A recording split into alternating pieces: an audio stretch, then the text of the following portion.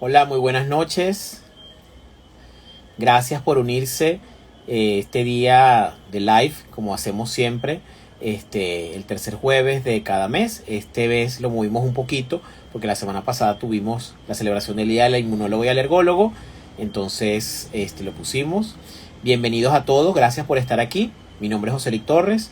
Soy el presidente de la Sociedad Venezolana de Alergias e Inmunología y para mí es un inmenso placer darle la bienvenida a este live. Este día vamos a hablar de lupus y COVID-19, ¿ok? Vamos a tener como invitada a la doctora Alcira Torres, ¿ok? Quien estoy esperando por ahí que se una para dar inicio entonces y presentarla formalmente. A ver, la doctora Alcira, ahí está. Vamos a unirla. Muy bien.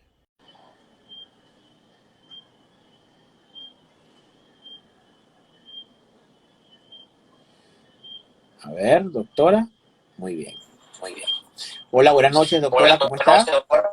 Hola, buenas noches, Jocelyn, ¿cómo estás tú? Muy bien, gracias a Dios. Aquí entonces, Qué bueno. tenemos hasta ahora 27 personas, 29 ya van. Vamos entonces, bueno, primero voy a presentar a la doctora. Doctora, si se aleja un poquito de la pantalla, mejor. Eso, ahí está perfecto. Entonces, la doctora Alcira Torres, nuestra invitada de hoy, es médico cirujano de la Universidad Francisco Miranda, Falcón, Estado Falcón, especialista en medicina interna de la Universidad de Carabobo y es magíster cienciano en inmunología clínica de la UCB, Instituto de Inmunología aquí en Caracas, y es expresidente de la Sociedad Venezolana de Alergias. Exactamente. Entonces, la doctora nos va a hablar de lupus y COVID, si hay algún riesgo, mayor riesgo. La doctora entonces la dejamos que nos diga. Adelante. Ok, a manera de introducción vamos a situarnos en el contexto, pues. A finales de diciembre apareció una cantidad de pacientes con unas neumonías inexplicables en Wuhan, en la provincia de Hubei, en China, y ese número se iba ampliando y rápidamente después se identificó que el agente causal de esas neumonías era el coronavirus 2 del síndrome respiratorio agudo severo, en adelante lo vamos a llamar SARS-CoV-2. Este virus es el agente causal de la neumonía por coronavirus, que de ahora en adelante lo vamos a llamar COVID-19. Con la expansión de esos casos a nivel mundial, la Organización Mundial de la Salud se vio obligada el 11 de marzo a declarar la pandemia y empezó entonces la preocupación del mundo entero. Los reumatólogos, los inmunólogos, contactándonos para ver qué vamos a hacer con nuestros pacientes, se les suspenden los inmunosupresores, se le dejan, tendrán algún efecto protector. Empezó la vorágine informativa de la patología, se llama COVID-19, encontrándose que fisiopatológicamente tenía que ver mucho con alteraciones del sistema inmune, porque en condiciones normales, si lo recordamos, el 80% puede tener una evolución sencilla, asintomática y leve, pues a moderada, y que solamente un 10% puede ir hacia una condición de severidad, y que esa severidad va a depender de una alteración en el síndrome inmune para aclarar la infección. Entonces, si la infección es mal aclarada por la alteración del sistema inmune con producción de citocinas inflamatorias en cantidades masivas, se produce la conocida tormenta de citocinas que nos sumergió aún más en el tema de la enfermedad denominada COVID-19, a nosotros en la especialidad fundamentalmente, pues. Eso hizo que, bueno, empezaron las organizaciones mundiales, el EULAR decía, hay que conversar y discutir con los pacientes qué quieren ellos, si ellos quieren suspenderlo. El ACR, que es el Colegio Americano de Reumatología en Estados Unidos, no, vamos a ver qué pasa, bajamos dosis. El NICE, la Sociedad Europea de Pediatría también aportó, y bueno, hubo una movilización extraordinaria y se empezaron a publicar estudios translacionales que quiere decir que el conocimiento básico iba a ser aplicado a la parte clínica.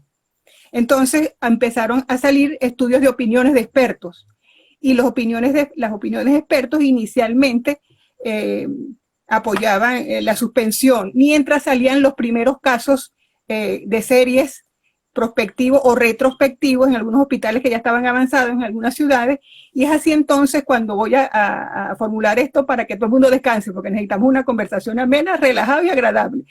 Esas primeras experiencias dieron como resultado la información de que la incidencia de infección por SARS-CoV-2 o enfermedad COVID-19 no era mayor en los pacientes con lupus que en la población nacional. Eso fue maravilloso. Respiramos. Y además que el uso de inmunosupresores no se asociaba con un porcentaje mayor de complicaciones en este tipo de pacientes, en estos pacientes con enfermedades autoinmunes reumáticas. Entonces, eso nos ha dado chance de tratar de evaluar, porque es complicado, con patologías tan poco frecuentes, la obtención de estudios RCT donde podamos tener una visión más completa. Lo que primero se ha hecho, inclusive en Europa, el EULAR y otra comisión hicieron estudios por teléfono, llamaban por teléfono a sus pacientes, y en uno de esos encontraron que de 957 pacientes, solo 11 estuvieron infectados, y que la evolución había sido hacia la mejoría. No hubo muertos en esa oportunidad, y en esa cantidad de pacientes no había ni un niño, ¿sabes? Exacto. De la patología, exacto. De los pacientes con enfermedades autoinmunes, no sé. Y bueno, empezaron a salir, por una parte, opinión de expertos, y por la otra, algunos trabajos de series de casos retrospectivos, como es el caso de Conji en China, quien evaluó pacientes agrupados en pacientes reumáticos o pacientes no reumáticos. ¿Qué encontró él? Que la tasa de mortalidad era similar, que la tasa de los días de hospitalización eran similares. Encontró sí un porcentaje mayor, en un 32%, 35% de insuficiencia respiratoria en el grupo reumático versus 10% del grupo no reumático, con una P estadísticamente significativa. Eso llamó la atención, es que en los pacientes con lupus hay que estar evaluando la función pulmonar y la parte respiratoria, pues. Otra cosa que es importante introducir desde el primer momento es que es muy difícil, que ya lo hemos pasado, diagnosticar infección por SARS-CoV-2 en el contexto de un paciente lúpico, porque la sintomatología es bastante parecida. Fiebre, fatiga, fatigabilidad, sobre todo en artritis reumatoidea, que estos pacientes se arrastran cuando están activos con la artritis reumatoidea en actividad. Hay linfopenia, hay trombocitopenia, los reactantes de inflamación están alterados, la velocidad, la proteína. Entonces es complicadísimo hacer el diagnóstico diferencial. Y de entrada ya introduzco el punto de que para diagnosticar, el pilar fundamental para diagnosticar COVID activo es la reacción de cadena de polimerasa, que es una técnica molecular que identifica material genético directamente en el paciente. Porque hay dos formas de diagnosticar el COVID, una forma directa y una forma indirecta. La forma directa es la detección del material genético, y la indirecta, antígenos virales, etcétera, y la forma indirecta es a través de anticuerpos, porque con los anticuerpos no estamos viendo el virus, lo que estamos viendo es la respuesta que él evocó en el sistema inmunológico, y lo vemos de una manera indirecta. Entonces son aspectos que hay que tomar en cuenta. Sí, y con el tema del diagnóstico del ventanal serológico. Sí, no te escuché. Con el tema del ventanal serológico es fundamental. Sí, con la parte serológica, bueno, aquí tenemos que hablar de algunas cositas que de repente la capacidad de una prueba de que si yo soy positiva salga positiva se llama sensibilidad. Entonces, la sensibilidad de una prueba va a depender del momento en el cual estamos evaluando al paciente. Por ejemplo, la sensibilidad de la reacción de cadena de polimerasa, la prueba molecular, al principio de la primera fase, en los primeros 7, 10 días, es de 66%, porque en esa fase también han sido llamadas como fase de viremia o fase viral, pues, seguida por una fase pulmonar y después la fase de hiperinflamación, que es la tercera fase. En esas primeras fases no hay todavía la producción de anticuerpos, que es también importante. Y recordemos que hay dos tipos de anticuerpos, la inmunoglobulina M, que es para infección aguda, y ya la IgG es la que se está estableciendo para hablar de una inmunidad humoral, pues. Entonces, estos parámetros hay que evaluarlos para poder diagnosticar y evaluar un paciente. Porque si le pedimos una PCR a un paciente en fase terminal a los 28 o 30 días, quizás salga negativa, porque ya el periodo del pico de la carga viral está disminuyendo en esa fase. Esto es muy interesante, sobre todo porque con el desarrollo de vacunas, que es lo que necesitamos,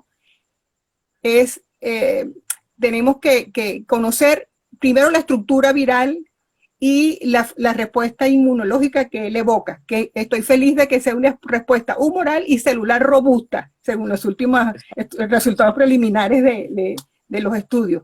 Excelente los resultados, pues estoy feliz. Y eso me lleva a recordar que la inmunoglobulina G para coronavirus 2, para el SARS-CoV-2, se empieza a identificar el día 12 después del comienzo de los síntomas. La inmunoglobulina M, la inmunoglobulina G a los días 14. Y eso es importante. También recordemos, como los pacientes con enfermedades autoinmunes como el lupus reciben inmunosupresores, esteroides, hidroxicloroquina, etcétera, puede ser que tengan presentación atípica, y de hecho la tienen. Más adelante voy a describir un caso, porque de esto no hay mucho reporte, pues el de lupus y COVID en especial. Y es posible que un paciente que tenga una clínica florida de COVID, fiebre, tos, fatiga, que es un síntoma importante, en ocasiones diarrea, etcétera, tiene una tomografía que habla de las opacidades en virus esmerilado, etcétera, y en la PCR le sale negativa, a ese paciente hay que considerarlo positivo hasta que se demuestre lo contrario. Inclusive hay que tratarlo. Y si estás recibiendo esteroides, más. Te voy a narrar, para ya terminar esta parte introductoria, la descripción de un caso que salió publicado como en marzo, abril, sucedió en una paciente con lupus que tenía 16 años diagnosticada y estaba recibiendo 7.5 miligramos de prednisona desde hacía 16 años. No había recibido ni hidroxicloroquina ni ningún inmunosupresor. Ella se inscribió en una escuela de baile el 10 de enero, al principio de enero, 3, 4 de enero. El 10 de enero informan a la academia de baile que uno de la pareja de la joven, de la señora de 47 años con lupus, está infectado. Ella se traslada a Yiyang, que es donde ella vivía con sus padres. Se va a Yiyang y ahí estaba sus padres y una hermana, y ella se fue con su esposo. Ella se sintió bien, ella guardó su cuarentena, como decían las autoridades. El día 7 de febrero, ella hizo 2 días de tos, sin fiebre, sino con rinorrea. Ella ni siquiera le prestó atención a eso porque fue de periodo corto. Se permaneció en su casa, y el 21 de febrero, 40 días después del 10 de enero, más o menos por ahí, 30 y tanto, le diagnostican al padre infección por SARS-CoV-2. A ella la hospitalizan, cuando hacen el estudio epidemiológico, la hospitalizan porque venía de Wuhan. Claro. La hospitalizan el día 28, le hacen sus PCR, estaban negativas, pero las pruebas de anticuerpos estaban positivas. En ese momento, el 28 ella recibió tratamiento. ¿Cuál anticuerpo? Tenía la IgM y IgG, ya en esa fecha tenía los dos. Tenía su tomografía con sus opacidades, en virus esmerilado. Ella recibió arbedilol, el antifusión, un antiviral antifusión. Recibió tratamiento y regresó por mejoría a los 4 días. Le hicieron 2 PCR más y estaban negativas. Pero el papá, el día 21, sí se vio malito, él tenía un cáncer de próstata, etc. La mamá también infectada, y la hermana, y el esposo, perdón, la hermana no. Entonces, ¿qué nos ilustra este caso? Uno, lo atípico que puede ser el COVID en pacientes con lupus, los síntomas escasos, pocos síntomas, y el síntoma más conocido de la infección SARS-CoV-2, que es la fiebre, la paciente no lo presentó. Entonces ya no le prestó mayor importancia. ¿Tenemos problemas No, con no, el audio? es que sí, como el audio se escucha con eco, voy a tratar de poner el micrófono, pero no hallo dónde. Dale, pues. Entonces, una conclusión de este caso que narré es que, el periodo de transmisibilidad en pacientes con lupus puede ser mayor al promedio de 8 a 12 días, que es lo que se estima. Puede ser que tenemos ese valor como promedio, pero eso puede ser hasta 37 y en este caso 42 días. Ella va a ser los lúpicos pueden ser transmisores de periodo más prolongado. Y lo otro, estar pendiente porque los lupus no hacen con tratamiento con esteroides, no, puede que no hagan la clínica Florida. Pues. Sí. Entonces la pregunta sería ¿por qué? Mira, hay muchas cosas de lupus y COVID que no se sabe, es más, todas las cosas. Exacto. Que no se sabe, pero sí se describen esos periodos de transmisibilidad hasta 37 conocía yo, pero este tenía 42. Entonces, eso, pues hay que estar muy pendiente de los pacientes. Eso por un lado.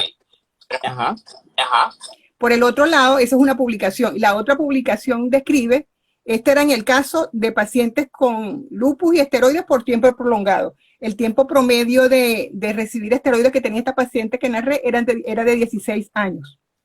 También hay un artículo publicado en pacientes, pero esos sí eran más, eran 16 pacientes con lupus que estaban recibiendo hidroxicloroquina por la incorporación de hidroxicloroquina en los esquemas para tratar COVID en fase inicial de la pandemia. Pues ya hoy por hoy sabemos que la hidroxicloroquina no sirve para COVID, ni sola ni asociada con acitromicina, por los efectos adversos, la cardiotoxicidad, etcétera, etcétera.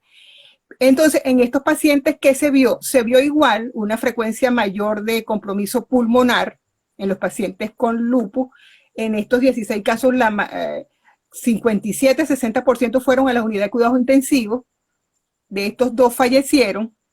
Lo que pasa es que estos tan pocos casos que no permite sacar conclusiones grandes, pues. Pero sí nos habla de que la hidroxicloroquina no protege a los pacientes con lupus, quienes la reciben, inclusive por largo tiempo, como es 7.5 años, tenía este grupo de pacientes en promedio recibiendo la hidroxicloroquina, no protege a los pacientes de desarrollar COVID y complicaciones pulmonares severas tampoco.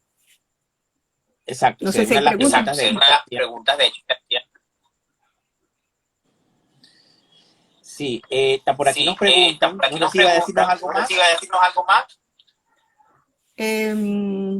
No, pero me gustaría contestar preguntas, empezar con la conversación con los pacientes. La pregunta primero, la más que varias veces es ¿cómo diferenciar el lupus el COVID de las exacerbaciones del lupus? Sí, es sumamente importante la pregunta, pero la respuesta no la tenemos todavía, porque es complicado, como ya lo dije, las manifestaciones clínicas. Hoy por hoy les puedo informar a los que no lo saben, ya salieron recientemente publicados 9 criterios de lupus que incorpora a la fiebre como un criterio. Ahora los criterios van a ser los mismos del ACR del 82, los 11 criterios, pero con puntuación, pues. Y han incluido a la fiebre, porque es un síntoma fundamental cuando el paciente está en actividad. Entonces es complicadísimo. ¿Qué nos ayudaría a realizar la PCR de manera oportuna y hacer los marcadores de actividad de la enfermedad? ¿Cuáles son? El anti-DNA, por lo menos C3 y C4. Si se pueden medir los complejos inmunológicos circulantes, sería perfecto, para tratar de aclarar un poco el panorama. Porque lo otro es, si hay unas imágenes de opacidades en vidrio esmerilado, pudiera inclinarse la balanza que sea COVID, porque el lupus eritematoso sistémico no tiene esa manifestación dentro de su cuadro. El compromiso pulmonar en el lupus, en un 31%, es el derrame pleural, como mayor manifestación pulmonar de lupus. Exacto. Por aquí preguntan si una persona con lupus, que entre comillas está inmunodeprimida, puede vacunarse. Ajá, ese entrecomillado es importante, porque los pacientes con lupus pueden vacunarse. De las Sí, comillas se las puse yo. la inmunosupresión que producen los medicamentos no son tan intensas. Ahora bien, depende del medicamento, Jocelyn, porque, por ejemplo, hay unos artículos donde manejo de pacientes, entonces te hacen una división. Pacientes con lupus, con COVID, vamos a hacer nosotros como inmunólogos. Si estás recibiendo, si está en el plan de ciclofosfamida por nefritis lúpica, eso hay que suspenderla en el momento, no teniendo COVID. Va a la consulta una paciente, a su control, no, doctora, yo estoy encerradita, no sé qué cosa, vamos a revisar qué estás recibiendo. Ciclofosfamida, no, eso tenemos que quitarte. Se puede pasar a micofenolato mofetil, dosis un poquito conservadoras, porque los estudios con micofenolato no están muy claros tampoco. Los estudios no son todos parejos, hay unas incongruencias allí, pero se recomienda que se utilice dosis baja. Hay que revisar el tratamiento en esa consulta sin que el paciente esté infectado. El rituximab, que se utiliza también para el lupus, hay que suspenderlo, porque son inmunosupresores de intensidad fuerte, pues. Y en esos casos habría que esperar un tiempito, unas 6 semanas, 8 semanas, para poder vacunar al paciente. Pero en general los pacientes deben recibir el beneficio de la vacunación por COVID-2, que ya tenemos buenas noticias de la vacuna. En cuanto, ya que estamos en el tema de los tratamientos, a pesar del alboroto que hicieron los franceses con lo de los antiinflamatorios, el ibuprofeno, no existe evidencia actual ni a favor ni en contra de que eso sea así, de que cause problemas en el contexto del COVID.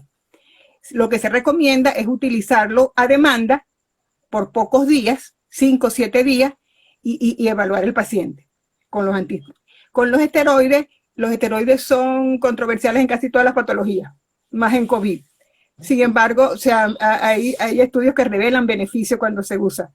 En pacientes ambulatorios, en pacientes de consulta, se puede continuar con la prednisona, preferiblemente dosis de entre 7.5 a 10 miligramos día. Es importantísimo que que pongamos al lupus en inactividad. El lupus debe estar inactivo. Es desastroso, es catastrófico si un paciente con lupus descompensado adquiere la infección por el SARS-CoV-2. Complicado. Es que el objetivo del tratamiento es mantenerlo en inactividad. Para eso tenemos las escalas que ya nosotros manejamos, hacer lo que tengan 2.0 puntos de SLEDAI, que es el que yo uso, pues, para medir la actividad del lupus. Tiene que estar el metotrexate, también hay resultados, opiniones y estudios no muy claros, pero se pueden manejar dosis de 12.5 hasta 12.5 miligramos, dosis baja. La dosis baja. Sí, la satioprina, lo que ha salido es que hay a favor de dejarlo y otros que dicen suspenderlo. Revisando el número y los pacientes, la evidencia va diciendo que hay que suspenderlo. Que la satioprina también es un medicamento fuerte, que se asocia con herpes, ¿sabes? Herpes zóster. Entonces es complicado. Era una pregunta que se hay de la satioprina. Sí. Ok. Lo otro es... Ajá. Le preguntaban por aquí también de porque la prueba de anticuerpos puede salir positiva mientras la PCR negativa. Y ¿Cómo? que si eso es solo que si la prueba de anticuerpos ¿por qué sale positiva y la PCR negativa? Ajá, eso depende. Ajá, y que si eso es para todos los pacientes o es solo para los lúpicos. No, ese caso es un paciente lúpico especial. Ni podemos ni siquiera generalizarlo para todos los pacientes con lupus. Esa es la descripción de un caso de una paciente con muchos años recibiendo 7.5 miligramos de prednisona, que se comportó así su infección y hubo manifestaciones, lo que también sabemos. Hay gente que anda asintomática, entre comillas, y tiene manifestaciones de imágenes, pues. Entonces, en ese caso, hubo síntomas atípicos y la PCR estuvo negativa porque ella había pasado de la fase de viremia inicial, pues, que es donde ya hablamos de que el material genético del virus, que se llama ARN, ya está disminuyendo en pacientes con evolución leve, está cayendo, pues. Entonces, cuando ya ella a los 40 días le hacen los exámenes, de haber pasado el 10 de enero al 28 de febrero, le hacen las pruebas, ya tenía tanto IgM como IgG, porque esa es la evolución de la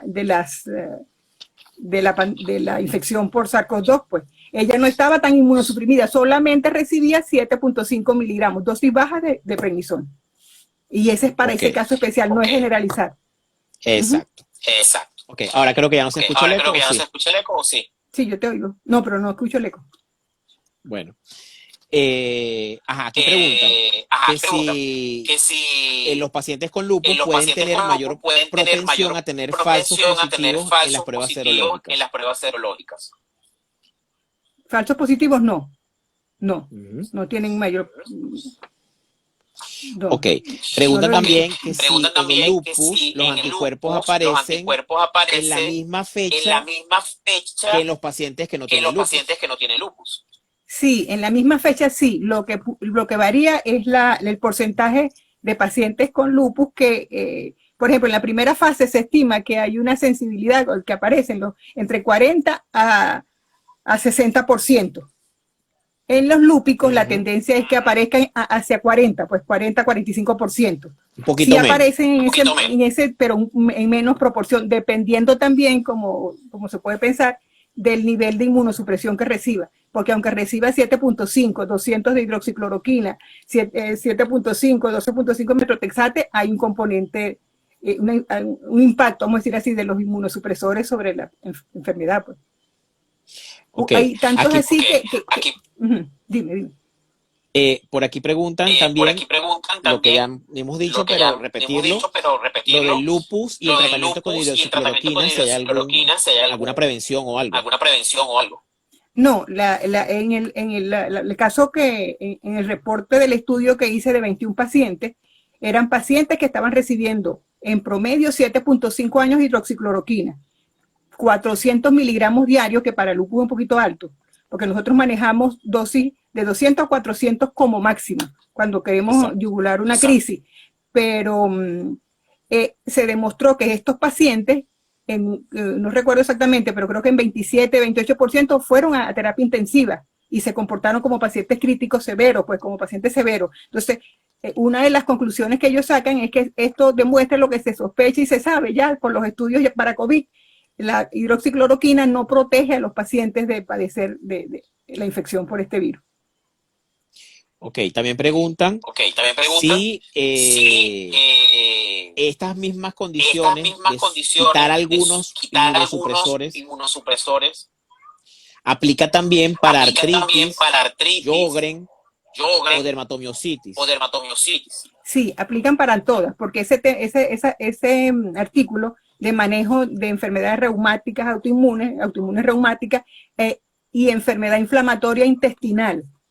Ajá. Y eso me lleva de artritis a decirte que en algunos, al principio, los estudios iniciales, febrero-marzo, decían que habían que quitar los anti-TNF, las drogas modificadoras de las drogas antirreumáticas modificadoras de la enfermedad, biológicos, los anti-TNF. Se publicitó eso, pero la mayoría de los pacientes de los médicos tuvieron miedo porque se les podía reactivar la enfermedad, que esa es la otra parte. Si tú le quitas, se te reactiva. Entonces, hoy por hoy, los datos de Nueva York, que hay una corte también de pacientes, una comparación de pacientes reumáticos con no reumáticos, mantienen su terapia biológica, el abatacept, todo eso, el tocilizumab que se utiliza en pacientes con artritis reumatoidea y artritis idiopática juvenil. Esto es válido para esas condiciones también, dermatomiositis, todo eso. En esas patologías, fíjate que, hablando ya, saliéndonos del tema, artritis reumatoidea, que es la misma cosa, pues la enfermedad autoinmune. Si la artritis reumatoidea se acompaña de enfermedad pulmonar intersticial, en esos casos ha habido las opacidades en virus esmerilado y unas bandas de fibrosis de enfermedad pulmonar intersticial.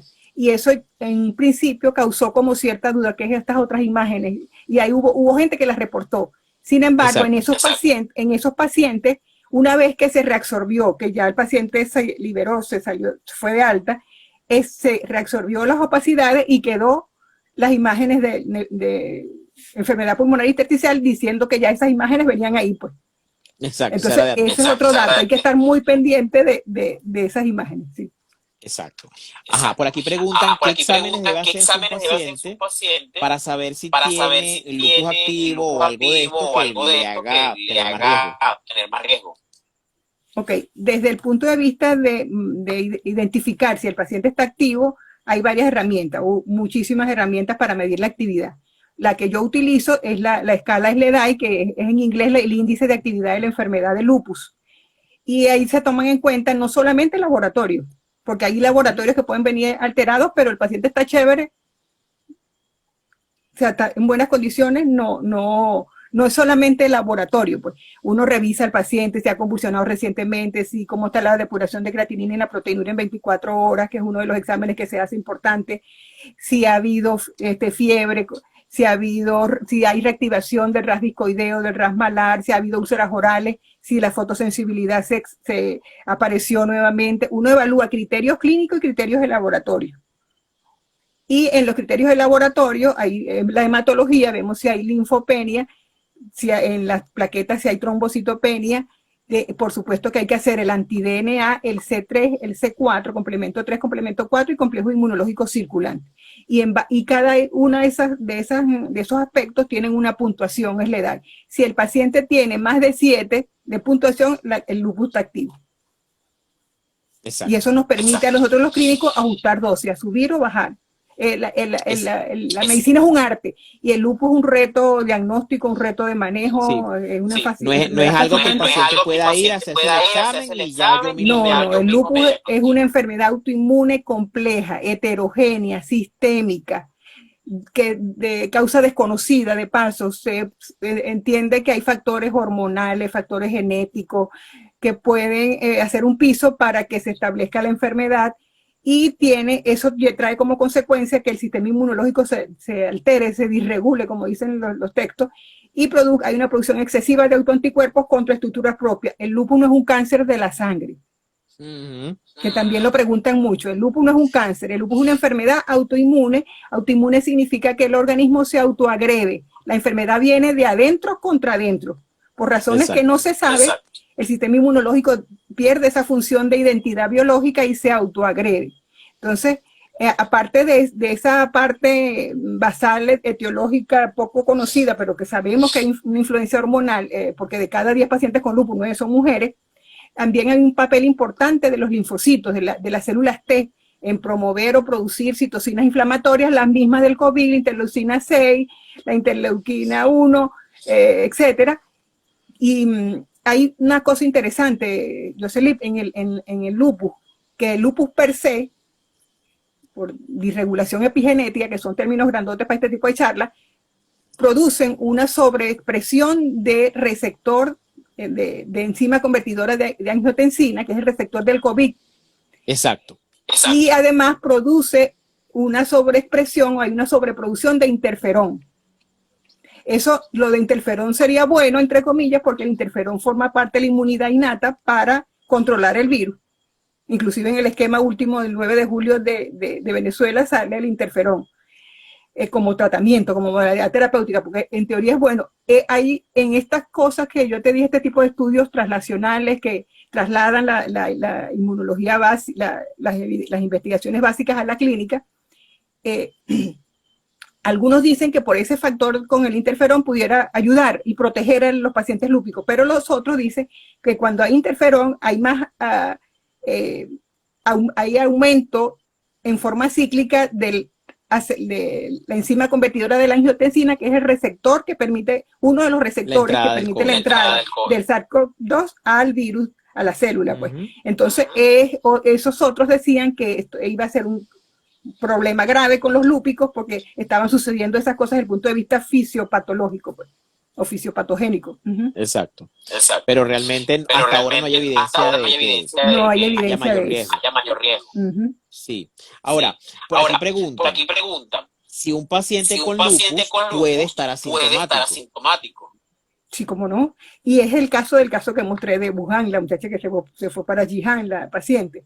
Es asintomático y a ella la diagnostican por su papá. que evalúan, hacen la parte epidemiológica, esta fue la que estaba afuera, se vino de Wuhan, Wuhan está fuerte, entonces le hicieron a ella y la PCR estaba negativa. Afortunadamente le midieron los anticuerpos y sí le hicieron el diagnóstico. Pero hay que estar muy atentos con los pacientes asintomáticos, porque hay un periodo en el cual el paciente no ha comenzado a hacer síntomas y ya está transmitiendo la infección 2 a 3 días antes de que él comience a hacer los síntomas de manera general, el paciente con COVID, ya está transmitiendo virus. Entonces, por eso es que vamos a insistir otra vez, lavado frecuentes de manos, el uso de mascarilla, el distanciamiento social, evitar estar en sitios con mucha gente, sitios cerrados. Limitar el tiempo de las reuniones que no se pueden posponer, y lavado frecuente de manos, el uso de la mascarilla, no tocarse la cara, etcétera. Exacto. La mejor manera de protegerse del COVID, las medidas, las recomendaciones. Pues. Exacto. Por aquí hay un contrapunteo entre el doctor Quintero y el doctor Alexis García sobre qué pacientes deben ir a telemedicina, qué pacientes deben ir a la clínica o al hospital. ¿Qué opinamos de eso? En general, la mayoría de los pacientes que están controladitos y deberían estar, porque estamos hablando de que hay que mantenerlos inactivos, se pueden hacer por llamadas telefónicas, por telemedicina. Ahora, si el paciente dice, tengo fiebre, no he tenido tos, pero tengo una fatiga, tienes que revisarlo porque te va a tocar buscar signos clínicos que te orienten. ¿Será COVID o será lupus? Si tiene signos de derrame pleural, pues yo estoy sacando esto con pincita, pues porque y en la tomografía ves las opacidades en virus esmerilado, tú vas haciendo tu diagnóstico, pero esos pacientes activos hay que evaluarlos presencial, pues es lo que recomienda la literatura. Lo otro es que pacientes que estén en infliximab, por ejemplo, infliximab que es Remicade, ya hay pocos para artritis reumatoidea porque hay otras modalidades. Se pudiera hacer la alternativa de pasarlo a la vía con adalimumab, que es inyectado. Hay muchas cosas que se pueden hacer, pero no tenemos que ir a evaluar pacientes que tengamos duda de que tienen una infección por SARS-CoV-2. Claro. De manera personal. Por aquí preguntan también el uso del tocilizumab y el anakinra en el COVID-19. Sí, con el tocilizumab más que con el anakinra. Y en lo que se refiere es donde hay más evidencia, evidencia beneficiosa.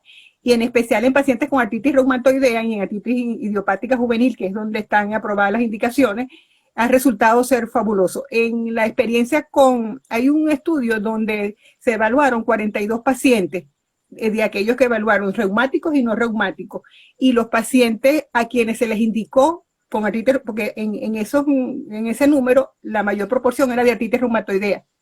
Eran 8 artritis reumatoidea, 4 lupus, 3 Sjögren, una espondilitis anquilosante, una quedó para abajo una. En esos casos, pacientes que no recibían tocilizumab por su patología de base, que era la artritis reumatoidea, y que recibieron tocilizumab, el antiinterleuquina 6, tuvieron un pronóstico bueno de salida rápidamente de la hospitalización, de resolver su infección. Pues. Ayudó a resolver la infección. Y lo otro, Jocelyn, que hay que mencionar es que a pesar de que nosotros nos mantengamos y el objetivo es mantener el paciente inactivo, es posible que si el paciente adquiere la infección por SARS-CoV-2, se reactive la infección, porque este virus es muy inmunogénico. Hay un 32%, puede haber un 32% de anticuerpos antinucleares, un 28% de anticuerpos antifosfolípidos y agravarle el problema de coagulación de estos pacientes, etcétera, en el contexto de esta infección. Entonces, en pacientes con estas patologías que reciben esos biológicos, la evolución fue mejor, fue hacia la mejoría. Pues. Por aquí preguntan por el uso de la talidomida y de la ivermectina. La talidomida no la he oído, ni la he leído para lupus ni enfermedades autoinmunes. Para la ivermectina, para la ivermectina hay unos estudios que se están realizando, que ellos son antiparasitarios y tienen una función in vitro, pero eso es todavía in vitro, nada de eso está probado todavía, siguen andando los estudios. Sí, por aquí también preguntan la IgM en los pacientes con lupus, ¿a los cuántos días más o menos se puede ver positiva? La IgM, sí. A los 12. A los 12 en promedio, pues. En promedio, si el nivel de, como estamos pensando que los pacientes están en inactividad, deben estar recibiendo bajas dosis de esteroides 5, 7.5 y de metrotexate 7.5 también semanales, debería ser igual, porque el grado de inmunosupresión que producen estos medicamentos no es tan importante como el de la ciclofosfamida, por ejemplo. Por aquí también preguntan si una persona con síntomas leves del COVID no se hizo prueba, consulta telefónica, etcétera, y luego de estar bien o estar asintomático, ¿cuántos días debe estar aislado? No entendí. Estuvo sintomático. No se hizo nada. No se hizo prueba, pero estuvo con tratamiento vía telefónica, etcétera.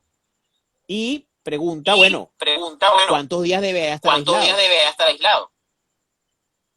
Tiene que empezar de nuevo desde el momento en que se le plantea el diagnóstico. El problema de estos pacientes que están en la casa es que lo ideal es hacer la prueba molecular, claro, para hacer los diagnósticos. Porque no sabemos quién no tiene. Sí, entonces es difícil tomar en cuenta cuál es el primer día de cuarentena, lo que hizo allá o esta, porque hablar de reactivación en esta infección, todavía ese terreno no está muy claro. Porque inclusive, si le hacen la PCR en ese momento que pasó, puede que salga positiva porque hay señal, pero no hay seguridad de que esos ARN sean viables, es lo que dice la literatura. Exacto. Porque hay gente que dice, ya tengo 50 días y todavía me sale positiva, o no sé qué. Sí, puede salir porque pueden haber material genético no viable. Sí, por aquí también preguntan sobre su opinión del proyecto Coimbra, que es el uso único de vitamina D como tratamiento del lupus. ¿Cuál es su opinión? Como tratamiento único. No lo conozco, pero tratamiento único para el lupus no se puede. Exacto. Porque es una enfermedad heterogénea, con un solo medicamento no. Yo reconozco las bondades antiinflamatorias de la vitamina D, me encanta, yo la utilizo en mis pacientes, pero como tratamiento único no me parece todavía a este nivel de, sobre todo que el lupus es una enfermedad muy compleja y heterogénea. Sí, de hecho, casi nunca se usa monoterapia.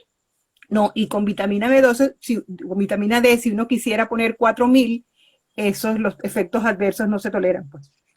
Precisamente por eso uno utiliza combinación de tratamiento para minimizar los efectos colaterales del metrotexate, de la prednisona y de la hidroxicloroquina, pues.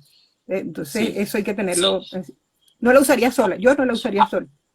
Aquí preguntan si un paciente con lupus y con IgM positivo para COVID, aún asintomático, debería permanecer en casa. Obviamente sí, pero... Sí, claro. Pacientes con lupus tienen que permanecer en casa con COVID o sin COVID. Así es sencillo. Así, en 2 palabras, pues. Tiene que cuidarse en extremo, porque con esta complejidad de la enfermedad y lo que estuvimos hablando de la patogenia en lupus y la mezcla con la de COVID, si ahí se despierta una tormenta de citocina, es complicado, hace complicada la situación. Entonces es preferible quedarse en la casa, lavarse las manos, ponerse la mascarilla, la pantalla, distanciamiento físico 2 metros, es lo más recomendable. Han preguntado varias veces, y entonces no sé si de repente podemos hacer un resumen de cuál medicamento hay que cambiar o sería bueno sustituir y por cuál quizás como opción. Deberíamos descontinuar, inclusive antes, no un paciente con lupus y COVID, no. El paciente, tenemos al frente al paciente con una consulta puede ser telefónica, inclusive. Sanito, el paciente sin COVID. Revisamos. Tienen Doxan, ciclofosfamida, ese hay que cambiarlo. Tiene rituximab, ese hay que descontinuarlo. Porque el rituximab, además de que es inmunosupresor fuerte, él se asocia con un efecto adverso de liberación de citocina. Muy importante. Entonces, eso y la satioprina está ahí en veremos. Pero esos dos es lo que hay que quitar. Los demás sin COVID se pueden dejar, porque necesitamos tener al paciente inactivo.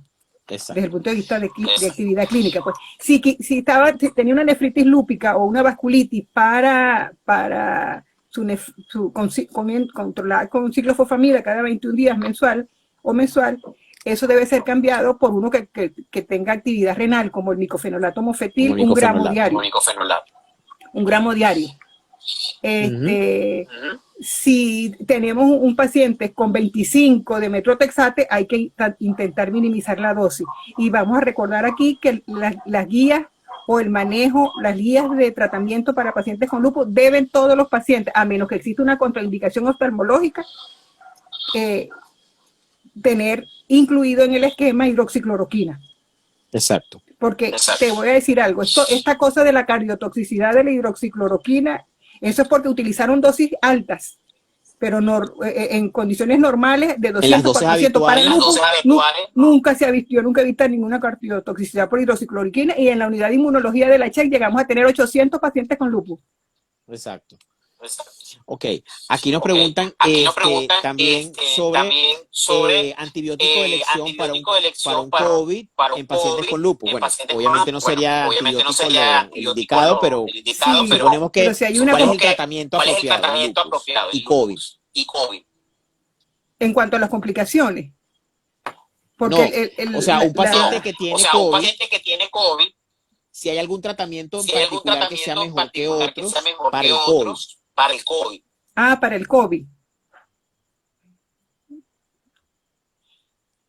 Mira, no hay ninguna evidencia. No hay ninguna evidencia. Tratarlo igual que a los demás. De eso no hay nada escrito. Sí, tratarlo igual que los demás, estar pendiente de uno de los reportes, hablaron de las reactivaciones. Lo que hacían ellos eran la parte cutánea y la parte articular, pues. Exacto. Y se manejaba sencillamente con aquí la doctora Slay nos habla que afirma que con esas dosis que nosotros usamos, a mí me parece un medicamento muy noble y me dio de todo. Yo dije, va a haber ahora hidroxicloroquinofobia. Que la gente va a decir, porque la gente te empezó a llamar al principio y me llamaban, doctora, ¿yo puedo seguir tomando hidroxicloroquina? Claro que sí. Entonces, bueno, por aquí también preguntan sobre la vitamina D, el uso en el comienzo del COVID para evitar complicaciones mayores. En algunos esquemas de tratamiento de otros países utilizan antiinflamatorio y es lo que recomiendan por teléfono. Inclusive el ibuprofeno, la gente que no le tiene miedo al ibuprofeno. Pudiera usarse, pero no. La vitamina D. Sí, como antiinflamatorio, evaluando las propiedades antiinflamatorias de la vitamina D, pudiera ser entre 1000 y 2000 unidades, pues. Sí, de hecho hay evidencia de que la vitamina D prevenga el COVID. No, pero si es un paciente, si es paciente con lupus, probablemente sea menos grave. Sí. Eso, y mis pacientes con lupus casi todos tienen 1000 de vitamina D. Ok, exacto. Por aquí preguntan también si levofloxacina para patología respiratoria. Que si hay levofloxacina. Exacto. Leí uno. En este caso de la muchacha que el papá infectó al papá, por una manera de decirlo, piperacilina sulbactam, tazobactam,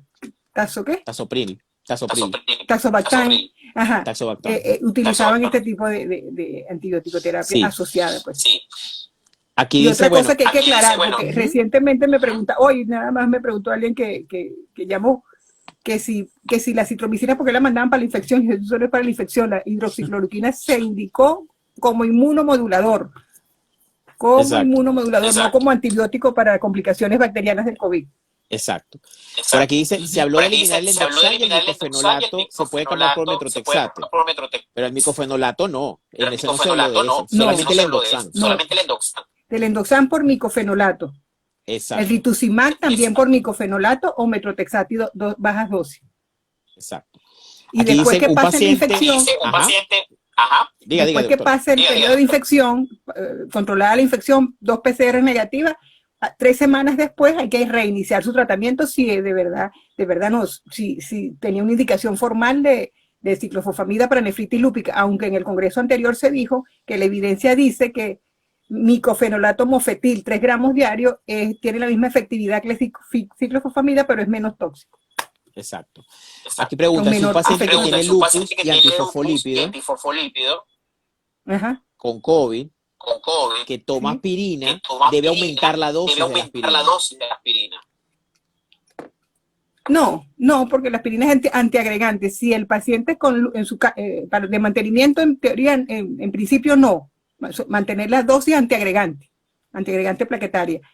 Eso me permite hablar un poco de la enfermedad del COVID-19, que es una enfermedad infecciosa, en la cual hay una disfunción del endotelio. Entonces, eso, cuando hay disminución de la fibrinolisis y hay un efecto directo sobre los vasos, hay un problema de coagulación, que ahí es donde entonces tenemos que estar pendientes del dímero D y esas cosas. Exacto. Pues. Pero hay que evaluar al paciente de manera integral. Sí, doctora, su comentario final, porque nos quedan 8 minutos y si nos pasamos de tiempo, no podemos grabarlo. Bueno, me encantó esta participación de la gente. Agradezco a los pacientes que se contactaron y a los colegas también médicos. En conclusión, tenemos que tener en mente que el COVID es una enfermedad infecciosa, el lupus es una enfermedad autoinmune compleja que debe ser manejada y el ideal es que el paciente esté inactivo en el contexto de la pandemia. Hay que hacer los ajustes necesarios en cuanto a medicamentos, que ya los mencionamos. En principio se pueden manejar a distancia, pero cuando hay sospecha de que está infectado por COVID, debe hacerse de manera presencial con todas las medidas de protección. Recalcar sobre todo que esta es una infección viral, que el manejo indicado para prevenir la infección es lavado frecuentes de manos con jabón, gel alcoholado, la mascarilla, no tocarse la cara, distanciamiento físico 2 metros, evitar reuniones con mucha gente, limitar las reuniones con gente más de 3, más de 4 en el tiempo y cumplir todas las normas que indique la parte institucional, pues. Exacto. Bueno, por aquí quedan todavía algunas preguntas, sin embargo ya el tiempo nos apremia porque si nos pasamos no podemos guardarlo. Entonces, les invito a que sigan a la doctora, que su cuenta es doctora.inmunoalergias. Exactamente. Entonces, le pueden hacer por mensaje directo las preguntas que ustedes quieran. La doctora está en Valencia, por cierto, que lo preguntaron por allí.